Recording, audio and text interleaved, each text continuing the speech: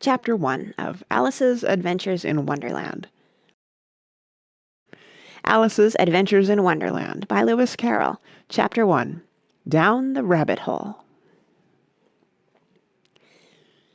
Alice was beginning to get very tired of sitting by her sister on the bank, and of having nothing to do. Once or twice she had peeped into the book her sister was reading, but it had no pictures or conversations in it. And what is the use of a book, thought Alice, without pictures or conversations? So she was considering in her own mind, as well as she could, for the hot day made her feel very sleepy and stupid, whether the pleasure of making a daisy chain would be worth the trouble of getting up and picking the daisies, when suddenly a white rabbit with pink eyes ran close by her. There was nothing so very remarkable in that, nor did Alice think it so very much out of the way to hear the rabbit say to itself, oh dear, I shall be late." When she thought it over afterwards, it occurred to her that she ought to have wondered at this, but at the time it all seemed quite natural.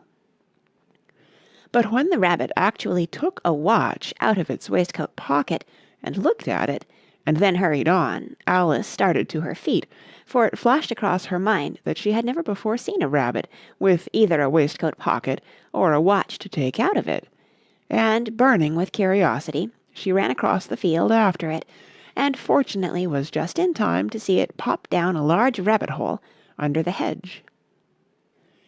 In another moment down went Alice after it, never once considering how in the world she was to get out again. The rabbit-hole went straight on like a tunnel for some way, and then dipped suddenly down, so suddenly that Alice had not a moment to think about stopping herself, before she found herself falling down a very deep well. Either the well was very deep, or she fell very slowly, for she had plenty of time as she went down to look about her, and to wonder what was going to happen next. First she tried to look down and make out what she was coming to, but it was too dark to see anything. Then she looked at the sides of the well and noticed that they were filled with cupboards and bookshelves. Here and there she saw maps and pictures hung upon pegs. She took down a jar from one of the shelves as she passed. It was labelled Orange Marmalade, but to her great disappointment it was empty. She did not like to drop the jar for fear of killing somebody, so managed to put it into one of the cupboards as she fell past it. Well, thought Alice to herself, after such a fall as this, I shall think nothing of tumbling downstairs.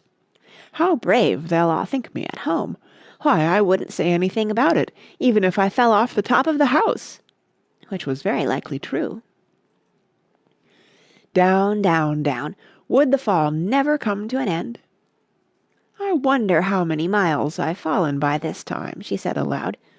I must be getting somewhere near the centre of the earth. Let me see. That would be 4,000 miles down, I think. For, you see, Alice had learnt several things of this sort in her lessons in the schoolroom, and though this was not a very good opportunity for showing off her knowledge, as there was no one to listen to her, still it was good practice to say it over. Yes, that's about the right distance, but then I wonder what latitude or longitude I've got to. Alice had no idea what latitude was, or longitude either, but thought they were nice grand words to say. Presently she began again. I wonder if I shall fall right through the earth. How funny it'll seem to come out among the people that walk with their heads downward.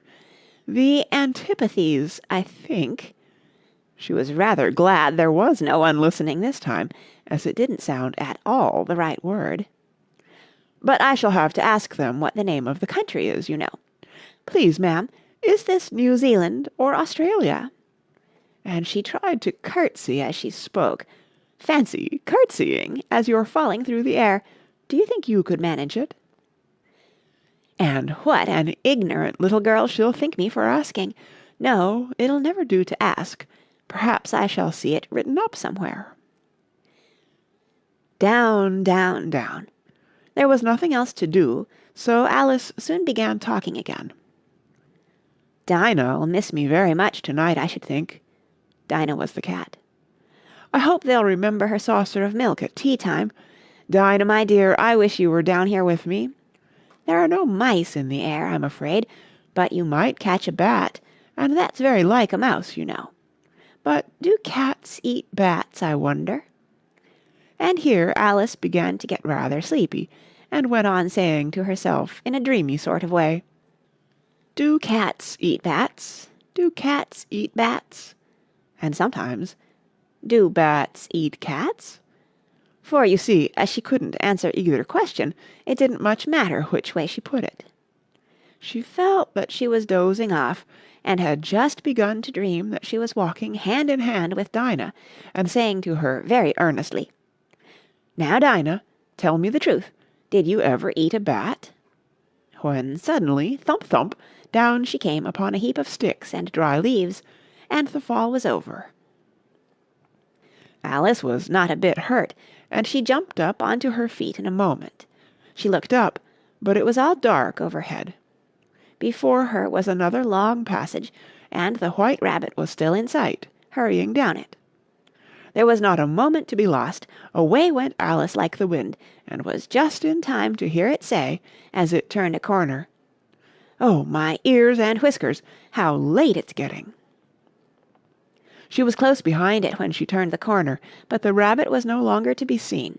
She found herself in a long, low hall, which was lit up by a row of lamps hanging from the roof.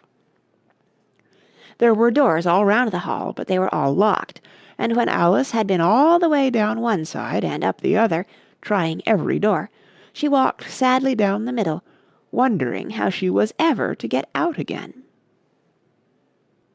Suddenly she came upon a little three-legged table, all made of solid glass. There was nothing on it except a tiny golden key, and Alice's first thought was that it might belong to one of the doors of the hall. But, alas, either the locks were too large, or the key was too small, but at any rate it would not open any of them. However, on the second time round she came upon a low curtain she had not noticed before, and behind it was a little door about 15 inches high. She tried the little golden key in the lock, and to her great delight it fitted. Alice opened the door and found that it led into a small passage, not much larger than a rat-hole. She knelt down and looked along the passage into the loveliest garden you ever saw. How she longed to get out of that dark hall, and wander about among those beds of bright flowers and those cool fountains. But she could not even get her head through the doorway. "And even if my head would go through," thought poor Alice, "it would be of very little use without my shoulders. Oh, how I wish I could shut up like a telescope! I think I could, if I only knew how to begin." For, you see, so many out-of-the-way things had happened lately that Alice had begun to think that very few things indeed were really impossible. There seemed to be no use in waiting by the little door, so she went back to the table, half hoping she might find another key on it, or at any rate a book of rules for shutting people up like telescopes. This time she found a little bottle on it. "Which certainly was not here before," said Alice. And round the neck of the bottle was a paper label, with the words, "Drink me," beautifully printed on it in large letters. It was all very well to say, "Drink me," but the wise little Alice was not going to do that in a hurry. "No, I'll look first," she said, "and see whether it's marked poison or not." For she had read several nice little histories about children who had got burnt, and eaten up by wild beasts, and other unpleasant things, all because they would not remember the simple rules their friends had taught them, such as that a red-hot poker will burn you if you hold it too long, and that if you cut your finger very deeply with a knife it usually bleeds, and she had never forgotten that, if you drink much from a bottle marked poison, it is almost certain to disagree with you sooner or later. However, this bottle was not marked poison, so Alice ventured to taste it, and finding it very nice, it had, in fact, a sort of mixed flavour of cherry tart, custard, pineapple, roast turkey, toffee, and hot buttered toast, she very soon finished it off. "What a curious feeling," said Alice. "I must be shutting up like a telescope." And so it was indeed. She was now only 10 inches high, and her face brightened up at the thought that she was now the right size for going through the little door into that lovely garden. First, however, she waited for a few minutes to see if she was going to shrink any further. She felt a little nervous about this. "For it might end, you know," said Alice to herself, "in my going out altogether, like a candle. I wonder what I should be like then." And she tried to fancy what the flame of a candle is like after the candle is blown out, for she could not remember ever having seen such a thing. After a while, finding that nothing more happened, she decided on going into the garden at once. But, alas for poor Alice! When she got to the door, she found she had forgotten the little golden key, and when she went back to the table for it, she found she could not possibly reach it. She could see it quite plainly through the glass, and she tried her best to climb up one of the legs of the table, but it was too slippery. And when she had tired herself out with trying, the poor little thing sat down and cried. "Come, there's no use in crying like that," said Alice to herself, rather sharply. "I advise you to leave off this minute." She generally gave herself very good advice, though she very seldom followed it, and sometimes she scolded herself so severely as to bring tears into her eyes, and once she remembered trying to box her own ears for having cheated herself in a game of croquet she was playing against herself, for this curious child was very fond of pretending to be two people. "But it's no use now," thought poor Alice, "to pretend to be two people. Why, there's hardly enough of me left to make one respectable person." Soon her eye fell on a little glass box that was lying under the table. She opened it, and found in it a very small cake, on which the words, "Eat me," were beautifully marked in currants. "Well, I'll eat it," said Alice, "and if it makes me grow larger, I can reach the key, and if it makes me grow smaller, I can creep under the door, so either way I'll get into the garden, and I don't care which happens." She ate a little bit, and said anxiously to herself, "Which way? Which way?" holding her hand on the top of her head to feel which way it was growing, and she was quite surprised to find that she remained the same size. To be sure, this generally happens when one eats cake, but Alice had got so much into the way of expecting nothing but out-of-the-way things to happen, that it seemed quite dull and stupid for life to go on in the common way. So she set to work, and very soon finished off the cake. End of chapter 1.